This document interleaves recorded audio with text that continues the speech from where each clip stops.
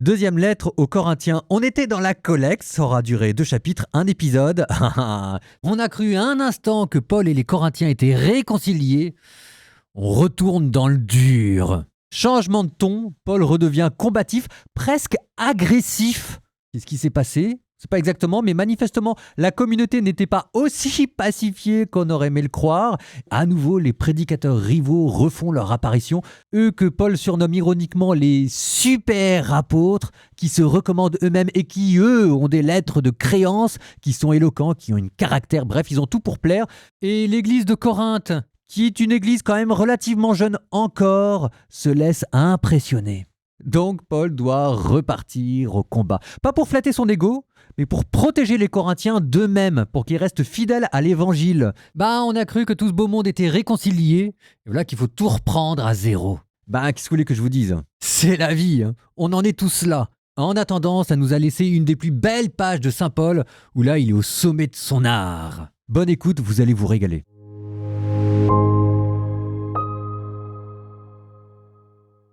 « 2 Corinthiens, chapitre 10. Moi-même, Paul, je vous exhorte par la douceur et la bienveillance du Christ, moi, si humble quand je suis devant vous, mais plein d'assurance à votre égard quand je n'y suis pas, je vous en prie, ne m'obligez pas à montrer quand je viendrai l'assurance et l'audace dont je prétends bien faire preuve contre ceux qui prétendent que nous avons une conduite purement humaine. Notre conduite est bien une conduite d'homme, mais nous ne combattons pas de manière purement humaine. En effet, les armes de notre combat ne sont pas purement humaines. Elles reçoivent de Dieu la puissance qui démolit les forteresses. Nous démolissons les raisonnements fallacieux, tout ce qui, de manière hautaine, s'élève contre la connaissance de Dieu, et nous capturons toute pensée pour l'amener à obéir au Christ. Et nous sommes prêts à sévir contre toute désobéissance, dès que votre obéissance à vous sera parfaite. Regardez les choses en face.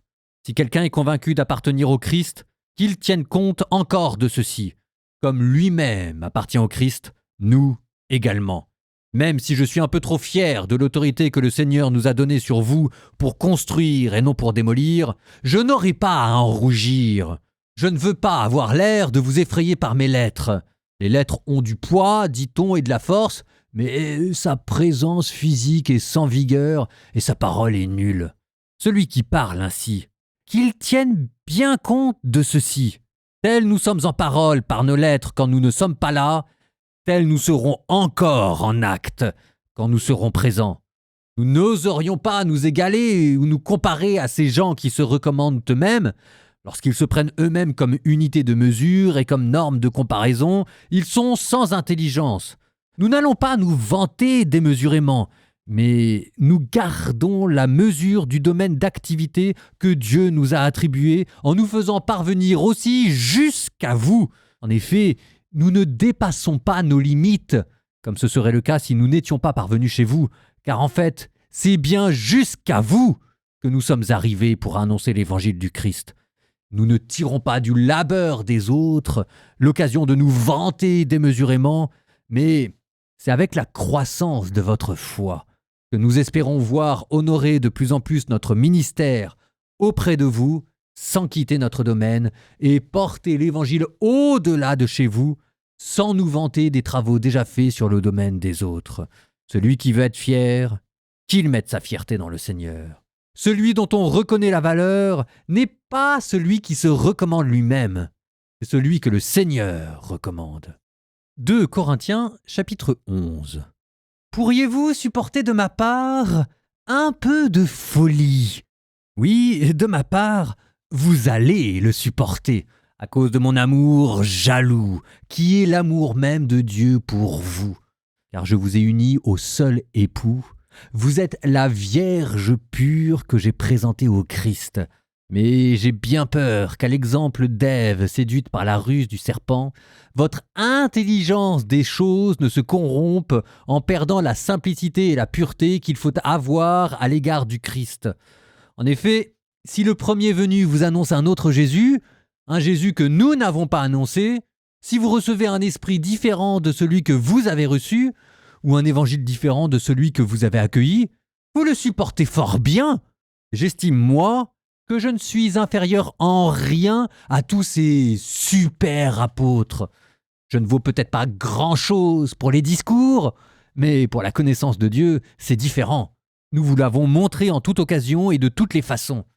Aurais-je commis une faute lorsque, m'abaissant pour vous élever, je vous ai annoncé l'évangile de Dieu gratuitement? J'ai appauvri d'autres églises en recevant d'elles l'argent nécessaire pour me mettre à votre service. Quand j'étais chez vous et que je me suis trouvé dans le besoin, en effet, pour m'apporter ce dont j'avais besoin, tes frères sont venus de Macédoine. Et en toute occasion, je me suis gardé d'être un poids pour vous, et je m'en garderai toujours.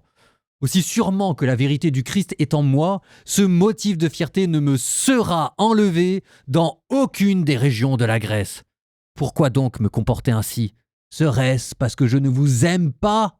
Mais si, et Dieu le sait, ce que je fais, je le ferai encore, afin d'enlever tout prétexte à ceux qui en cherchent un pour pouvoir se vanter d'être reconnus comme nos égaux. Ces sortes de gens sont des faux apôtres, des fraudeurs, qui se déguisent en apôtres du Christ. Ça n'a rien d'étonnant. Satan lui-même se déguise en ange de lumière. Il n'est donc pas surprenant que ses serviteurs aussi se déguisent en serviteurs de la justice de Dieu.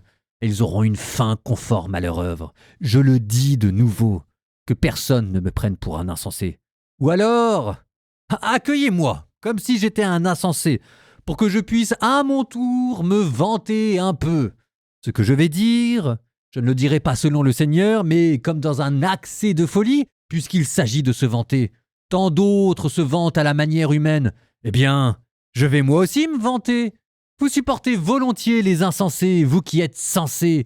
Vous supportez d'être traités en esclaves, d'être dévorés, dépouillés, regardés de haut, frappés au visage. J'ai honte de le dire, c'est à croire que nous avons été bien faibles avec vous. Si certains ont de l'audace, je parle dans un accès de folie, j'ai de l'audace moi aussi. Ils sont hébreux, moi aussi. Ils sont israélites, moi aussi. Ils sont de la descendance d'Abraham, moi aussi. Ils sont ministres du Christ. Eh bien, je vais dire une folie. Moi, je le suis davantage. Dans les prisons, bien plus. Dans la fatigue, bien plus. Sous les coups, largement plus. En danger de mort, très souvent. 5 fois, j'ai reçu des Juifs les 39 coups de fouet. 3 fois, j'ai subi la bastonnade. 1 fois, j'ai été lapidé. 3 fois, j'ai fait naufrage. Et je suis resté 24 heures, perdu en pleine mer. Souvent à pied sur les routes, avec les dangers des fleuves, les dangers des bandits, les dangers venant de mes frères de race, les dangers venant des païens, les dangers de la ville, les dangers du désert, les dangers de la mer, les dangers des faux frères. J'ai connu la fatigue et la peine, souvent le manque de sommeil, la faim et la soif, souvent le manque de nourriture, le froid et le manque de vêtements, sans compter tout le reste. Ma préoccupation quotidienne, le souci de toutes les églises. Qui donc faiblit sans que je partage sa faiblesse? Qui vient à tomber sans que cela ne me brûle? S'il faut me vanter, je me vanterai de ce qui fait ma faiblesse. Le Dieu et Père du Seigneur Jésus sait que je ne mens pas, lui qui est béni pour les siècles. À Damas, le représentant du roi Arétas faisait garder la ville pour s'emparer de moi. On m'a fait descendre par une fenêtre, dans un panier, de l'autre côté du rempart, et j'ai échappé à ses mains.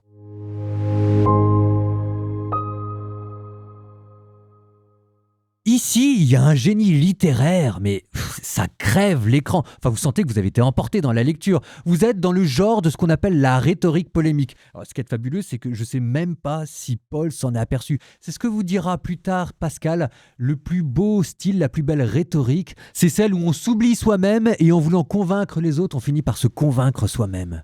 On aurait le droit à la totale. Paul vous a combiné le judiciaire. Je vous en prie, verset 2, ne m'obligez pas à montrer quand je viendrai l'assurance et l'audace dont je prétends bien faire preuve contre ceux qui prétendent que nous avons une conduite purement humaine. C'est ce qu'on appelle l'apologie, il faut défendre sa propre autorité avec ce qu'on appelle l'épidictique, c'est-à-dire le blâme, la critique quand on parle des faux apôtres, parfois même qui va jusqu'à l'insulte. Vraiment, hein. Verset 13, ces sortes de gens sont des faux apôtres, des fraudeurs qui se déguisent en apôtres du Christ. Ça n'a rien d'étonnant, Satan lui-même se déguise en ange de lumière. Et paf! Et au passage, vous aurez le droit à de l'ironie, vous supportez volontiers les insensés, vous aurez le droit à du sarcasme, à des hyperboles et à des vraies exagérations, à des interrogations qu'il martèle sans cesse, toujours et partout. Enfin, c'est une pièce maîtresse de rhétorique. Alors, le but, c'est pas de s'énerver contre ces super apôtres, ou plutôt, si saint Paul s'énerve, c'est parce qu'en fait, il leur rappelle qu'on vérifie la qualité d'un apostolat à la croix. Est-ce que ces super apôtres se calquent sur la croix de Jésus? Et c'est ça ce que les Corinthiens sont en train d'oublier. Et ça, Paul, ça lui fait péter un câble. La seule véritable autorité d'un pasteur chrétien, c'est est-ce qu'il s'aligne sur la croix plutôt que sur les critères du monde. Et ça, faites attention parce que c'est quelque chose qu'il faut aussi, nous, sans cesse reprendre dans nos propres églises. Qui on honore? Celui qui parle bien, celui qui est intelligent, celui qui a des bonnes stratégies, ou celui qui porte la croix sur lui? On se trompe vite, hein. Et tout le monde n'a pas le génie de Paul pour se défendre. Donc faisons attention à nous-mêmes. Alors continuons dans les procédés. Vous en avez un, par exemple, qui s'appelle le discours insensé. Ce qui correspond à une figure de style connue. Et oui, ça s'appelle la captatio ironica. C'est ce que Paul disait quand il n'arrêtait pas de dire « je parle en insensé, je parle en insensé ». En fait, c'est une auto-louange que vous assumez, dont vous n'êtes pas dupe, mais que vous allez utiliser comme procédé pour mieux la subvertir. C'est génial, non ? Alors là où il a subverti, c'est qu'au lieu d'énumérer des victoires militaires ou politiques, ce qu'il va citer, c'est ses souffrances, ses échecs apparents et ses humiliations. Il va dire « maintenant, qui peut se comparer à moi ?» C'est une liste, si vous voulez, anti-prestige, qui subvertit le genre littéraire pour mettre en avant la théologie de la croix. C'est génial. Enfin, quand il vous parle des coups, des naufrages, du péril, de la faim, des soucis des églises, ça, c'est un topos rhétorique qui était attesté dans l'Évangile, sauf qu'ici, il retourne ça en titre apostolique. Et en fait, ça n'a l'air de rien. Je ne sais même pas si Paul s'en est rendu compte. C'est là où il y a plus que du génie, il y a de la sainteté. Paul reprend les codes rhétoriques de l'Antiquité. Je veux dire, il fait bien parce qu'en face de lui, il a les super apôtres qui font exactement la même chose. Et en fait, en faisant ça, c'est ce que je lui disais, je ne sais pas s'il s'en est rendu compte, mais il réinvente un genre biblique. Il réinvente le genre prophétique. Les invectives contre les faux prophètes qu'on avait dans Jérémie 23, qu'on avait dans Ézéchiel 13. Enfin, saint Paul qui vous cite d'ailleurs explicitement Jérémie, que celui qui se glorifie dans le Seigneur. Et à l'inverse, en parlant des faux prophètes, dans l'Ancien Testament, on vous disait que c'était Dieu qui égarait les faux prophètes en leur envoyant un esprit trompeur. Et ben voilà que maintenant on le nomme. Cela n'a rien d'étonnant, 11-14. Satan lui-même se déguise en ange de lumière. Il n'est donc pas surprenant que ses serviteurs aussi se déguisent en serviteurs de la justice.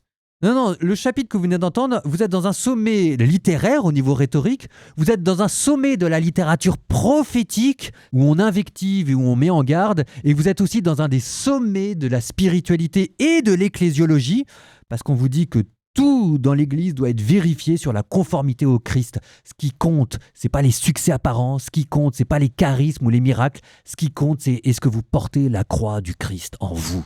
Au nom du Père et du Fils et du Saint-Esprit, Amen.